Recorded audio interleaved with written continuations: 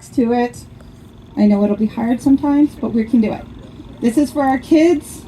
This is for us as parents, loved ones, aunts, uncles, grandmas, grandpas, everyone. Even if you don't have kids, you still love them. I got a lot of friends that act like they're not by blood, but they're my kids' aunts and uncles. And they're amazing. And we are going to do what it takes to protect our kids. Saskatchewan Teachers Federation, you are on notice that the parents will not tolerate this any longer. You will not take away our parental rights from our children. You are not co-parenters. Last time I checked, I had 4 kids. You owe me a lot of child support if you do. You will not co-parent my child. The teachers will not be in a position to co-parent my children or your children. Many of our teachers are kind, loving people, and they truly love their jobs, and they love those kids. But no one will love my children the way that I do. To the unions that think that they can take your hard-earned money and your union dues and put this towards this nonsense of sexually identifying our children, this SOGI, and now we've got Just the Tip coming in. If you guys haven't heard, look up Just the Tip. It's a teaching program for our teachers about the sexual ideology. So be aware of that just because they're saying, well, we've stopped the SOGI, doesn't mean that they're not bringing in something else. Yeah. So unions, you are also on notice. If you pay union dues, please think about diverting your union dues to a charity of your choice. You can do that. Bankrupt the unions. You will not dictate what happens with our children. These are our babies. Doesn't matter where they come from. Everybody here, I knew that coming into an enclosed space, and it takes a village to raise a child, every single child here is safe. Every single child that's up on the bouncy castle is being watched by thousands of eyeballs. And as parents, we will make sure that those kids are safe. So please, take time out, say hi to everyone, get to know. I want to thank, number one, our Muslim community that is out here, so thank you very much, guys. We thank you so much. To our LGBT community that is here in support, thank you so much for coming out. For our people of all faiths, all walks of life, we thank you so much. Coming out and just being here is just an amazing feat. God has given us a beautiful day. Amen. Couldn't ask for better. I promise you no snow, so look at me rocking it, right? Can't guarantee what happens after 2 though, okay, so you're on your own. So, do I have my list? So our first speaker today is a very dear friend of mine. She's going to amp you up like crazy. For those of you that don't know, she is a mom of 6, right? 6 little humans that probably aren't so little anymore. But I'd like to introduce Lise Merle, so if you guys can give her a warm welcome, please.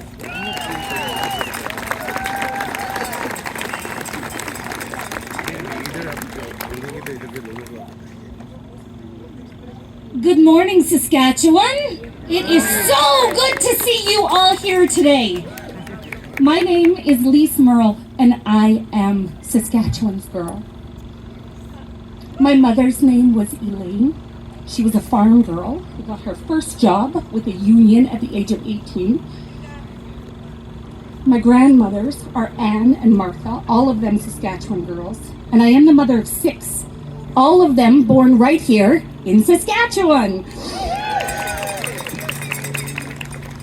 This spring, the name of our perfect little gem of a city was desecrated when it was stripped naked, reduced to her most vulnerable parts, and paraded like a joke in front of the whole world. And not in a million years did I think I would ever find myself here with her. Louder. Thank you. But here we are, so many of us, being awakened in this moment, all learning as we go. The 1Million March for Children is an organically grown movement comprised of Canadians from all races, all religions, cultures, and both genders, who believe that for whatever reason, Gender ideology does not align with their beliefs.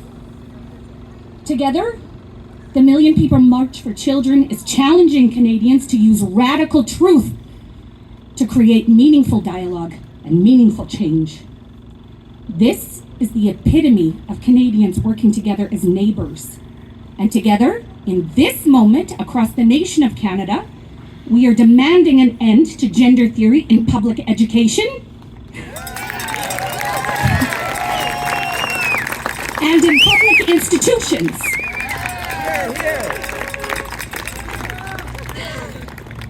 A few days ago, an utterly damning Zoom meeting of labor and teacher unions from across the nation of Canada was leaked, and what they said is the stuff of nightmares. Shame. Thank you. Shame. Yes.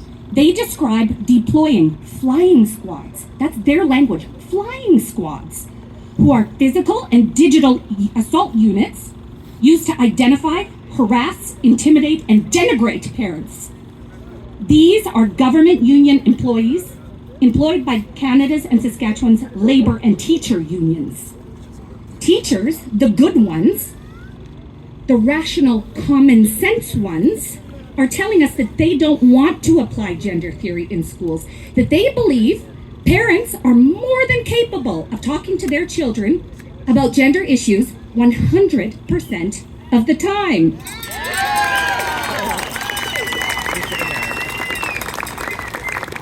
But a radical minority of activist teachers, emboldened by their gutless school boards, their unions, and the NDP, threaten those good teachers with unemployment or worse, social excommunication should they step out of line. Teachers, we are here for you. Yeah. Labor and teacher unions describe using third-party affiliate activists to identify and harass parents. What they said when they thought we weren't listening is that they hate us. If you were concerned before this moment, you have reason to be alarmed. The labor and teacher unions, with the unwavering support of NDP leader Carla Beck, are maliciously waging a culture war against parents, weaponizing the love we have for our own children, using taxpayer funds to overrepresent a tiny segment of our society. How dare they? How dare they do that to us?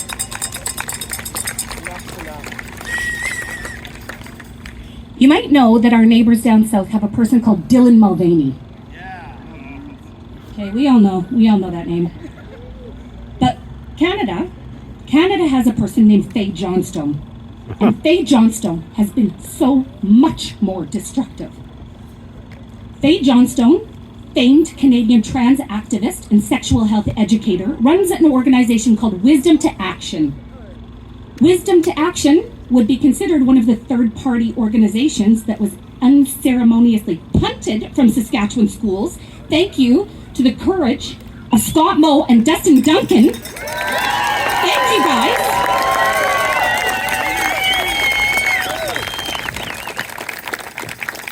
As a third-party organization, Faye Johnstone trains teachers and childcare providers, unions, and their affiliates, and provides them with an arsenal of free resources. And all of Faye's free resources affirm gender theory.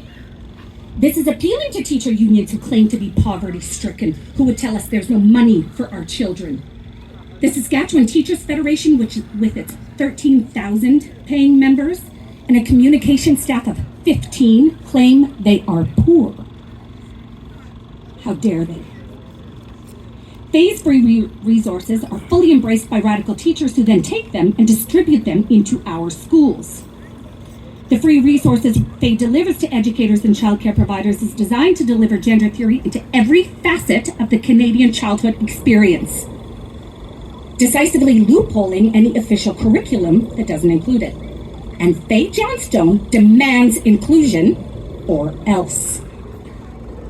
This past May, Faye Johnstone was flown in special to Regina from Ottawa to deliver the keynote address at Regina's YWCA Women of Distinction Awards. Shame. In another piece of leaked audio, which you are hearing about here first, Faye Johnstone is on record directing a group of teachers and daycare providers to punish children if they don't adopt gender theory fast enough. Shame. This confirms that Canadian children are being punished by teachers and childcare providers for being related to you, their parents, who have different beliefs. They will tell you that gender is a protected attribute in Canada, and they are right. But so is family status. Family status is a protected attribute in Canada, and you may not be discriminated against because of who you are related to.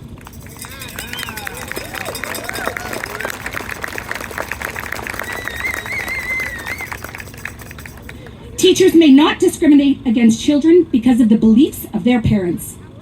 If gender theory has been removed from our curriculum and gender theory isn't present, then teachers should have no problem blowing open their books in an act of good faith towards parents. Show us what you've done. This is why it's critical to remove gender ideologies, all associated language, all associated imagery, and paraphernalia from Canadian schools immediately.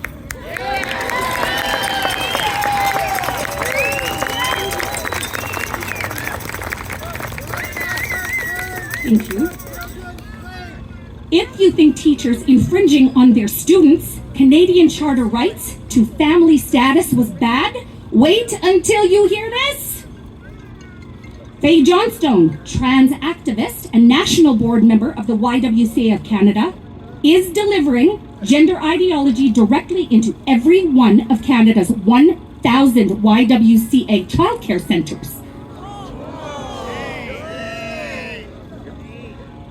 So that removes the conversation about do parents get to consent. This is not about parental consent. This is about parental authority.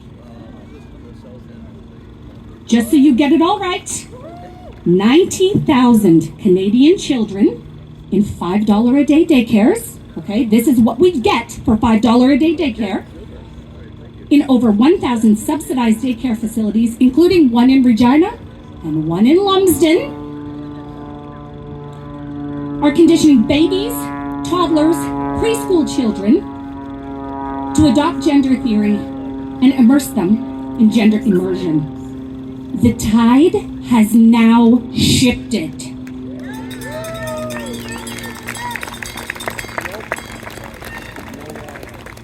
This is not about parental consent in Saskatchewan. It's not. It's a done deal.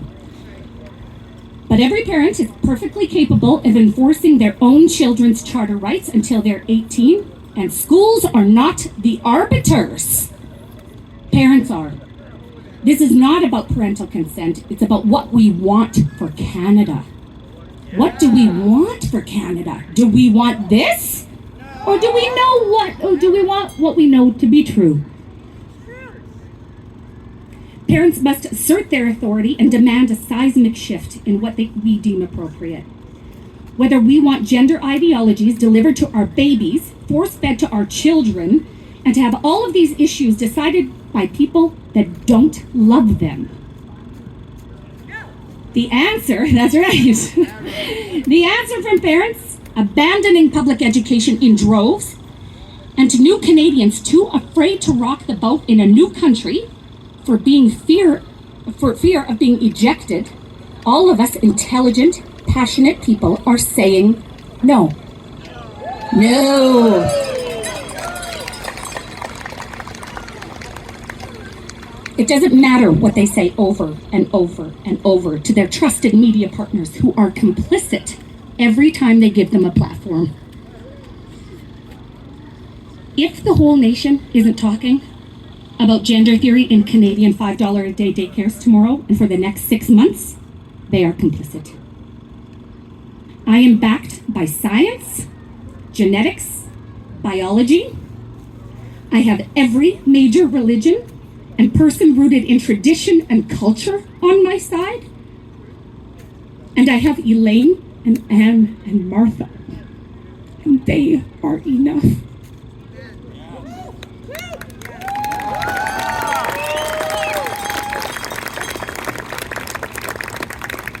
Women and children, despite what the other side claims, remain the most vulnerable segment of our society. And we have paid a dear price for the whole-scale adoption of these theories.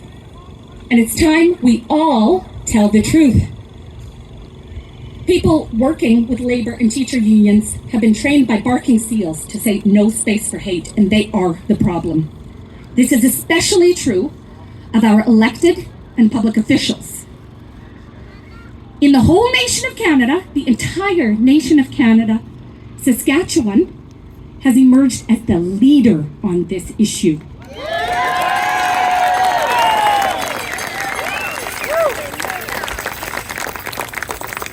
But now we know we have more work to do. Courage is what's needed. Courage and grace. And as always, Saskatchewan is happy to lead. Thank you.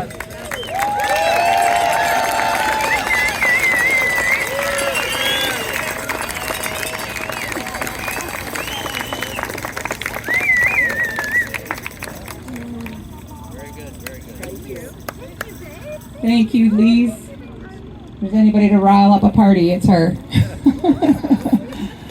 So I just want to invite, I can't even say, I would love to say his name. I will learn it by the end of the day, I promise. But he just wanted to say a couple of words. I'm so thankful that he's here. He came straight over. This is not his usual cup of tea.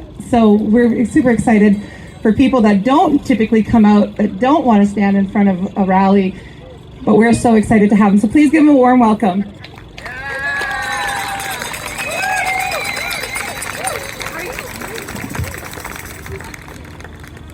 Hi everyone. Good morning. Assalamu alaikum. Namaste. Sat Sri Akal. And greetings. Okay, thank you. So I'm an emotional man. Take your handcuffs off if you want. It's okay for the ladies to cry. It's okay for the men to shed a tear. Don't worry about that. Yeah. Okay, sorry. This is my first time speaking in public.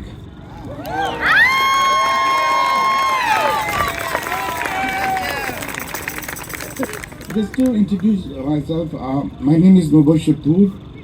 I moved to Regina 15 years ago from Toronto. I'm in IT. I work as a consultant at a large farming bank. You all know which bank. And I had to take the morning off today. I had a fishing accident. Second time in my life I went fishing, caught an 8-kilo fish, fell, and that's what gave me. I ate it. And she's probably smiling up there saying, see what I did to you. But anyways, just wanted to share some thoughts, I went through depression.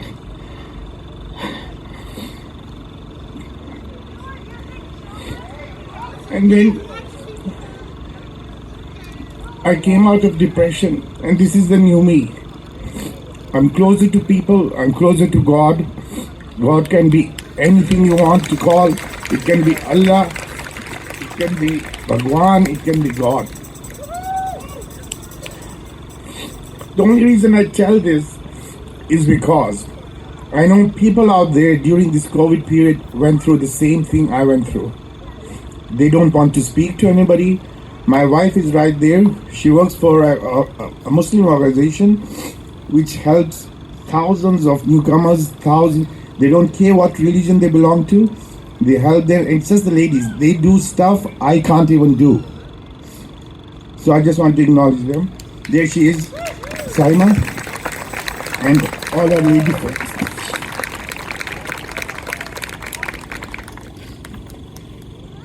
She is the one who told me that you're going through something, and I had denied. I said, no, I'm not. I wasn't talking to my kids. I was fighting with her, not going out. not showering for 3-4 days, and still, attending my meetings online. And that's how things have changed. IT is mostly now remote work. The head office is right there. I work from home in Habalani. I like to go to the office because I get to still meet people, friends, have some coffee, chat with them. That's how it should be. Not sit at home and just sit in a corner and work. No, go meet your friends. Now, so just acknowledging all the communities. I know there's Muslim communities here. There's my Sikh brothers there, Sasyakalji, and everybody else. Canada has given me everything. I was 10 years in Toronto. My 2 girls were born in Pakistan. One is actually a high school teacher here now. She doesn't want to leave. She didn't get hired, but she still goes as a sub. She works at Indigo. She's got a library at home, which I don't like sometimes. She was a barista at Starbucks, and she wants to stay here. She can go right now, go to BC, go to Ontario, start teaching there. She doesn't want to go. She wants to stay here. Why? Because we love this city. We love this province. To be honest, I went to Toronto. I couldn't drive there now. Here it's like 10 minutes. There it was 1.5 hours, and that was 15 years ago, going one way to work. Sorry. And then this happened. My 10-year-old son is at the Harbour Landing School in grade 5. From grade 3, when he's this little, why tell him these things? You have no right to tell me as a parent how to raise my kid.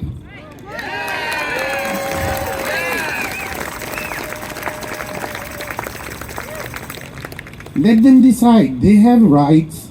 Let him grow up. When he knows what the hell is going, sorry, I won't use that word. What's going on in the world? Let him decide. Who are you to tell a 3-year-old, let's go paint the road? Do it. I won't stop you. Go do it on the lake. Go do it on the footpath there. I don't care. I'll support you maybe. But why do it at a school where our kids have gone to gain education, learn things? They probably spend more time with the teachers than they do with us as parents at home. And who they're going to follow? When I tell him, that's wrong, he's going to say, no, my teacher told me it's right, so it's right.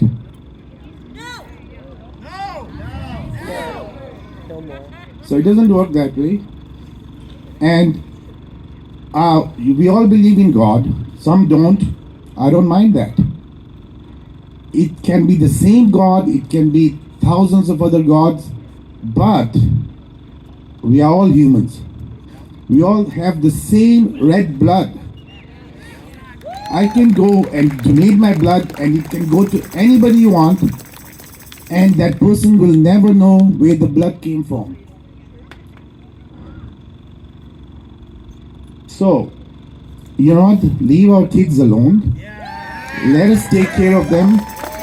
You have no right now to tell them what to do.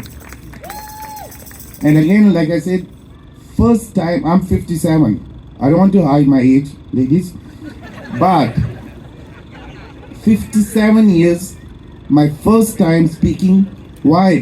When I got out of depression, my workplace actually helped me. They have these posters all over the walls saying, if someone's not talking, talk to him. And the reason I tell, take videos, spread this word. The reason I tell that I went through depression is that somebody out there might be going through the same stage. He has no one to talk to, and he listens to me, and he can come up to me and say, even privately, and say, hey, what did you do? How did you change? I am more closer to God, Allah, God, than I've been in 57 years of my life. Woo! And it's something which just came out, after this period. I see a lady with groceries trying to cross the road, I'll stop my car and I'll help her. I went to ER on Friday, this fishing accident, and there was one nurse. She probably had a tough day, and I said, "How was your day?" And she goes, "Tiring." I said, "Smile." And she said, "Why?" And I said, "Because you helped so many people today." And she actually smiled. The doctor, a young, nice lady doctor, came, saw that, and she referred me to a surgeon. At the end, when I was coming out of the ER, you would not believe these 3 nurses and the doctor came out to see me out. Why?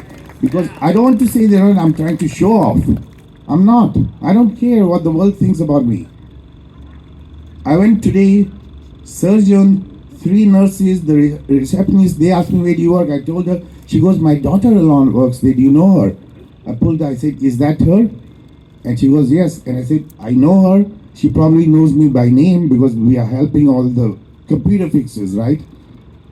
All over Canada. And they probably all know me, but we have never seen each other face to face." And I said, "Yeah, I know her." At the end, today, this morning, my wife was here early in the morning. I came straight from the hospital. The doctor and those 3 nurses again came out to see me off. Because I probably made the day. But I have so many stories to share. Like He probably was testing me when I was in that stage to see what I say to him. I used to swear, and I'll be honest, I used to swear when I heard the name Allah. It has changed me. Right now, if I talk to about 6 to 10 people each day. When I go to the mosque, I talk to people. And even if I turn 1 person out of 100, I'll be content with life. That's all. If anybody wants to, talk to me, I'm open to that. Thank you so much.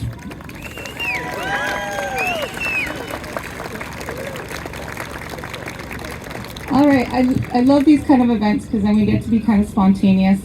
I have I have spoken. I was declining a bunch of calls that were coming through. Smart me, it was the police. Anyway, they will be here setting up shortly. So I want to welcome Lucky up. He is from the Sikh community, so he just has a few words to say. If anybody has any questions, I'm just going to be over here after Lucky. I've just got one other person, and then we're going to bring Carla up. And then we will be starting the march at 11 o'clock on the dot. It will be police escorted. Like I said earlier, if you missed that, we will be just walking straight up Albert. If you cannot make it to City Hall, that's perfectly okay. We've got a turnaround spot at the museum. So for those of you with little ones that just want to come back and think we're ridiculous for making them walk this far, just turn around, come on back. They can play and hang out. And then the rest of you just continue on. The police will be escorting you up Victoria, east on Victoria, and then they're just going to loop around and we'll just come straight back here, okay? Is there any questions about that? Perfect. Okay, well, we'll give a warm welcome to Lucky, please. Good morning, everybody. So, my name is Lucky, and I'm from Sikh community of Regina, Sikh Society of Regina. And I want to give you all my message that Sikh community of Regina, we all are with you guys in that. Thank you. And I have a question from the government of Canada and everybody that why this need to happen to our kid? Why we need to tell them what is right or not wrong at this age of their time, right?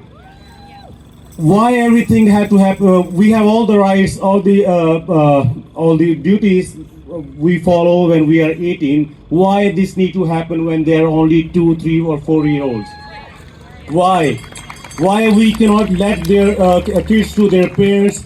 They are the one who have the most interest in their lives, and they are the one who are the most worried person in the entire universe for themselves. So let these to be their parents to decide what they want their kids to be, and let them grow to 18 and they can decide for themselves what they want to be. I just want to share a little story. I just heard a parent from our community from Winnipeg. They had two kids, one daughter and one a young boy, 4-year-old. They went to school the very first day, and when they came back from school, and dad told the daughter to go hug your brother, and she didn't want to hug. She said, "No, I cannot hug him because he's a guy, and I don't feel like hugging. But this is what they taught me in school." This is what we're gonna teach our kids, that there's difference between you and your brother. You cannot hug your brother because you don't feel right. We need this to be stopped. We came into Canada. We came to Canada for independence, for freedom. But the way the things are happening, way these things are brought to us, I don't feel safe here anymore. I don't think so. Anybody else will feel safe. I can bear anything coming to me, but not to my two daughters. One is only 4-year-old, one is only 10-month-old. I feel fear when I want to send them to school. I think majority of you guys feel the same too. Anyway, I won't take more longer than this. I have a request from all of you guys. We have a ledger here from Premium Scortmo that we want everybody to sign to show our support that we are all with the government of Saskatchewan in this serious matter for our kids' life. If anybody want to sign, we are at the backstage here, or we will leave it here. Okay, so I will read as Premier Scortmos have written here. So we would like to thank you for taking a principled stance and placing the best interest of children as a priority. The family unit is the essential building block for any society. The gender pronouns policy strengthen the family unit in our province. We all know that parents play an essential and primary role in education and upbringing of their kids' life.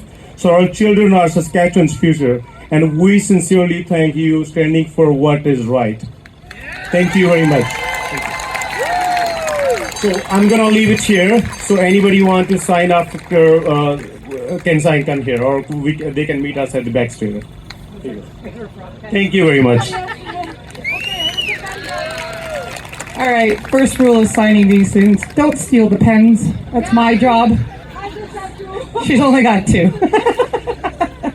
Oh, okay, so I just got another, yeah? You just announced this halal hot dog. Oh, yes. That's a good reminder. So at the barbecue, you guys are welcome to go up now. We do have hot dogs and hamburgers that are provided. We also have halal chicken hot dogs for those of you that would like. It is by donation, so please keep that in mind. There's a little donation bin there just to help out with the cost of that. We thank you so much for that. And I just want to welcome up Harold Lutzer. He just wants to say a few words about his passion and what he does for us in here in Regina. I'm an old guy, almost 87, and I was born in 1936. That's before the Earth's first carbon. And then the Dead Sea was only 6 at that time. It wasn't dead yet. But I have worked with newcomers now for 12 years. I work with people. I have talked to people in Regina from 138 countries. It's the United Nations of Canada. And we're all one race. We all came from the same people. And they call me race. If I was white, I'd be in the grave. We're all one race together. One voice together for different countries. And I have friends here from many different countries, and we love them, and we're helping them in every way. There's Ukrainians who live with us, there's Libyans, there are from India and Sikhs and Muslims, and we're working together to stop this, what is happening to our kids. I have 20 grandchildren, 7th grade, and I'm concerned what they're being taught in school.